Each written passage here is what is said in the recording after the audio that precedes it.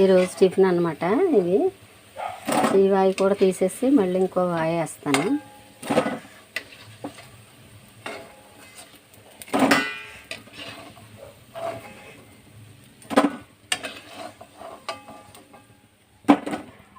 Easy, tasty, బాగుంటుంది. ఇలా తీసి ఇలా వేసేస్తాను.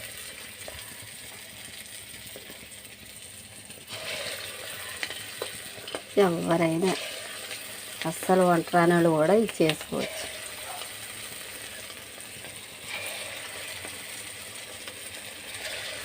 మినప పునుగులు అని నా ఛానల్లో చూస్తే మీకు తెలుస్తుంది.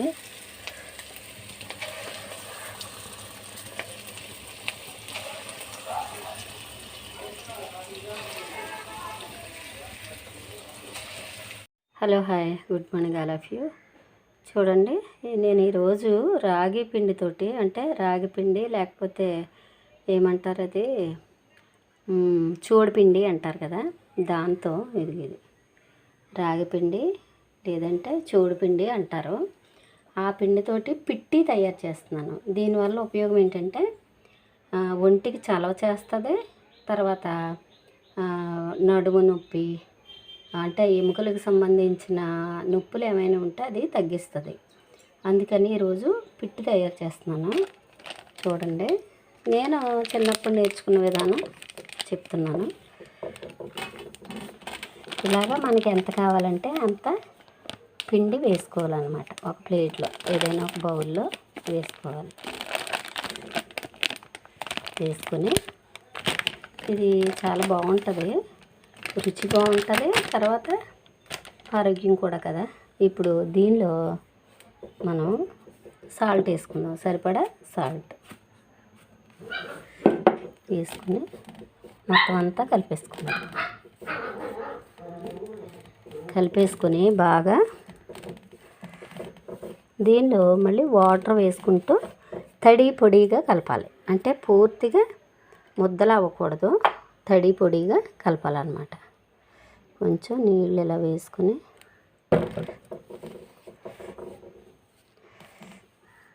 పూర్తిగా ముద్ద అవ్వకూడదు, అలాగని మరీ పొడిగాను ఉండకూడదు, అలా కలుపుకోవాలి.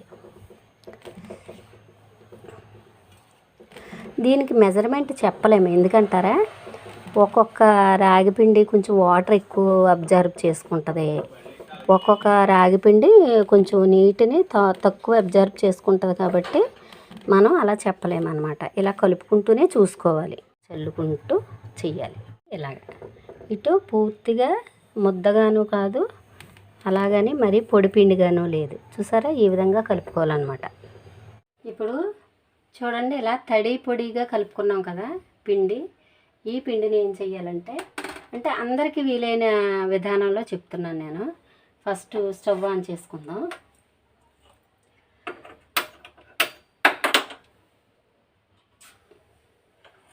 స్టవ్ ఆన్ చేసుకుని ఇలాగా ఇడ్లీ పాత్రలో లేకపోతే ఏదైనా డిష్లో నీళ్ళు పెట్టుకోవాలి. స్టవ్ మీద నీళ్ళు పెట్టుకుని దాని మధ్యలో ఏదైనా ఒక గిన్నె పెట్టుకుని దానిపైన మనం ఈ సైజు ప్లేట్ కానీ, నాకు ఇది ఎలక్ట్రికల్ కుక్కర్లోది, రైస్ కుక్కర్లో గిన్నె ఉంది కాబట్టి పెడుతున్నాను. ఏదైనా మీరు ప్లేట్ కూడా పెట్టుకోవచ్చు. ఇలా పెట్టేసి ప్లేటు దాని మీద చక్కగా దీన్ని పరిచేయాలన్నమాట. ఇలా చూడండి, ఎంత అంటే మరీ పౌడర్ కాదు, అలా అని ముద్ద కాదు, ఇలా కలుపుకోవాలి. తప్పనిసరిగా ఇలా కలుపుకుంటే మీకు చాలా బాగా వస్తుంది. ఉప్పు ఎక్కువ వేసుకోవాల్సిన పని లేదు, ఏదో వేసామన్నట్టు కొంచెం వేసుకుంటే సరిపోద్ది. ఎందుకు అంటే ఇది ఉడికిన తర్వాత మనం బెల్లము, నువ్వుల నూనె వేసుకుని కుమ్ముతాం అన్నమాట. అది కూడా చూపిస్తాను. ఇలా చేసుకుంటే నడుముకి తర్వాత ఎముకలకి కూడా చాలా బలం. అందుకని ఇవి మా అమ్మమ్మ గారు నాకు చేసి పెడుతూ ఉండేవారు. ఈ మధ్యకాలంలో నేను ఇవి చేయడం మానేశాను కొంతకాలంగా. ఇప్పుడు మళ్ళీ కొంచెం ఎముకలు స్టామినా తగ్గుతుంది అని అనిపించింది, అందుకని ఈవేళ చేస్తున్నాను అనమాట. ఇప్పుడు ఇలా పెట్టేసాం కదా, పెట్టేసిన తర్వాత ఇలా మూత పెట్టేసుకుని ఇంచుమించు 15 నిమిషాలు ఇలాగ హైలోనే ఉడికించాలి, మీడియంలో కాదు. ఎందుకు అంటే హైలో ఎందుకు ఉడికించాలంటే వాటరు ఆవిరయ్యి దానికి పట్టి ఉడకాలన్నమాట. అందుకని ఆవిరి మీద ఉడుకుతుంది కాబట్టి అలా పెట్టుకోవాలి. అంటే ఇదే వండక్కర్లేదు, మీరు ఏదైనా ప్లేట్ కూడా పెట్టుకుని వేసుకోవచ్చు. ఓకే, చాలామంది అయితే ఇలాంటి డిష్కి బట్ట కట్టేసి, పల్చటి బట్ట కట్టేసి, దానిలో నీళ్లు పోసి పల్చటి బట్ట కట్టేసి దాని మీద ఈ పిండి కూడా పెడతారు. కానీ మనకి ఇప్పటి రోజుల్లో ఈజీగా చేసుకునే పద్ధతిలో నేను చెప్తున్నాను. ఓకే, ఇప్పుడు చూడండి, మీకు ఇది ఒక ఉడికిన స్మెల్ తెలుస్తుంది. ఇలా ఆవిర్లు వస్తున్నాయి కదా, ఈ ఆవిర్లు మనకి ఉడికిన స్మెల్ తెలిసిపోద్ది అనమాట. అంటే చోడుపిండి ఉడికిందా లేదా అనే విషయం మనకి తెలిసిపోతుంది. అంటే స్మెల్ని బట్టి తెలుస్తుంది. ఎలాగా అంటే మనం ఇడ్లీ ఉడికితే మనకు ఒకలాంటి స్మెల్ వస్తుంది కదా, అలాగే ఈ చోడుపిండి ఉడికితే మాత్రం అది ఒకలాంటి డిఫరెంట్ స్మెల్ వస్తుంది. అంటే మనకు తెలుస్తుంది ఉడికిన స్మెల్. ఇప్పుడు మనం ఏం చేద్దామంటే దీన్ని స్టవ్ ఆపేసుకుని ఒక 5 మినిట్స్ అలా ఉంచి తర్వాత మనం చూద్దాం. ఓకేనా, అంటే ఆవిరంతా కూడా దానికి పడుతుంది కాబట్టి ఒక 5 మినిట్స్ ఆగి చూద్దాం.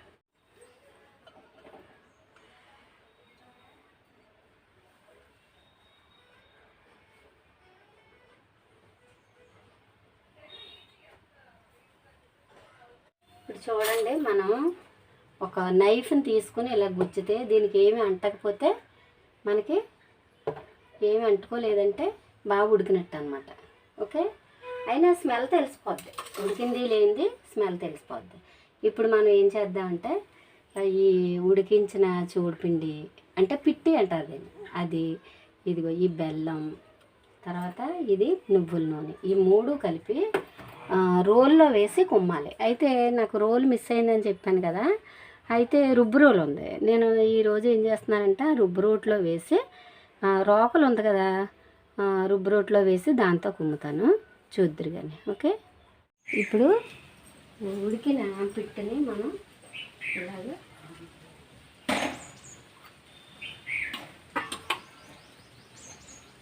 దీనిలో వేస్తాం.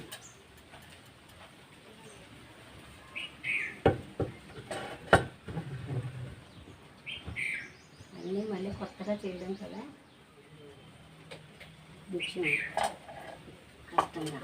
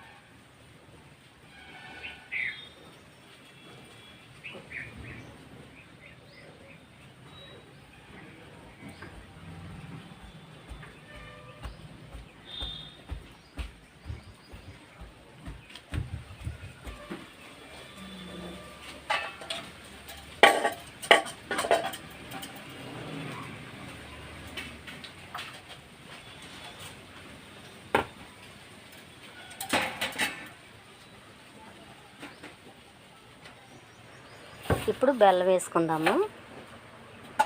బెల్లం వేసి కుమ్మాలన్నమాట.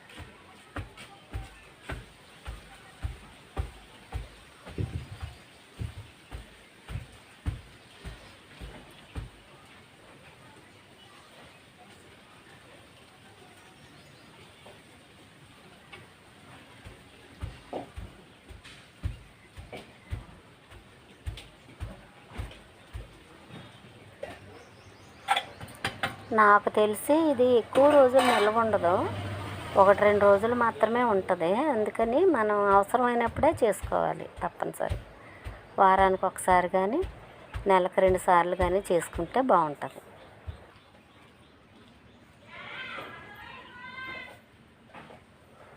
ఇప్పుడు నువ్వుల నూనె వేసుకుందాం. మనకి ఎంత అవసరం అవుతుందో అంత వేసుకుంటే సరిపోద్ది.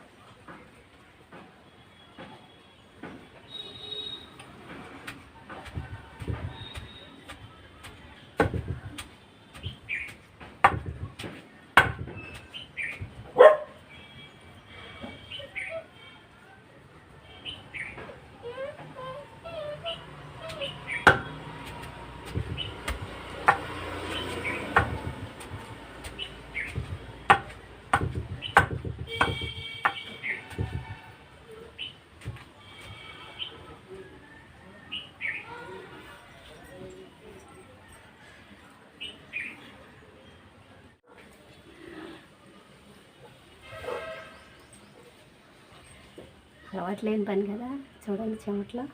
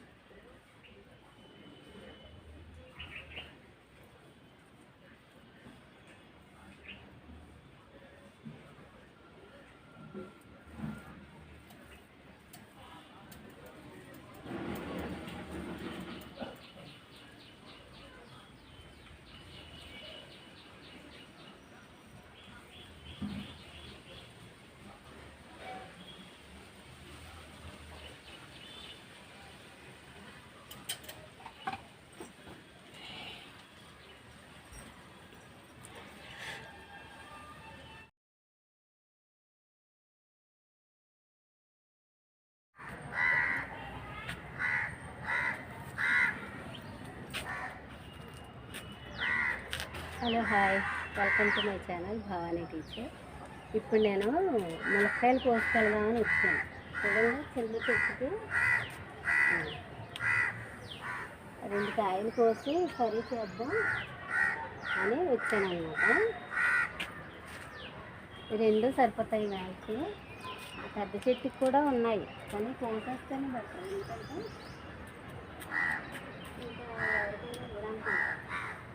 ఇవాళ 3 కాయలు చేశాను, 3 కాయలు పెట్టుకుంటాను. ఇవాళ చిన్నతల్లికి పెద్ద తల్లికి ఇద్దరికి రోజెస్ పెడదాం అనుకున్నాను, కానీ మర్చిపోయాను. పొద్దున్నే రావడం మర్చిపోయాను. ఇంకా రేపు కోసి పెడతాను. తర్వాత కాకరకాయలు కోస్తాను, ఎందుకంటే ఇవి సైజు ఇంతే ఉంటున్నాయి, చాలా టేస్ట్గా ఉంటున్నాయి. సైజు తక్కువ ఉంటున్నాయి కానీ చాలా రుచిగా ఉంటున్నాయి.